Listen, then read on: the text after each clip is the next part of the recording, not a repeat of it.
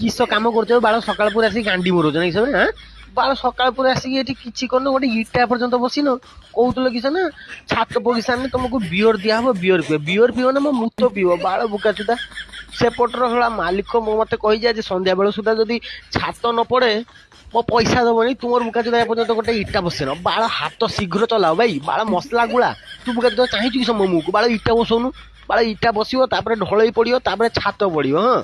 ବାଳ କାମ ଯଦି ଆଜି ଶେଷ ନ ହୁଏ ବାଳ ମଜୁରୀ ପଇସା ଆଜି ଦିଆଯିବନି ବାଳ ବିଡି ପିଇ ଦଉଛ କାମ କରୁନ ବାଳ ବିଡି ପକାଅ ବିଡି ଫିଡି ଛାଡକୁ ପକାଅ ବାଳ କାମ ଶୀଘ୍ର କର କାମ ଶୀଘ୍ର କଲେ ଆଜି ମାଂସ ଭାତ ଖାଇକି ଘରକୁ ଯିବ ନହେଲେ ଏଇଠି ଗାଣ୍ଡି ମରିବ ମଜୁରୀ ପଇସା ବି ଦିଆହବନି ବାଳ 3 ଦିନ ହେଲା ଗୋଟେ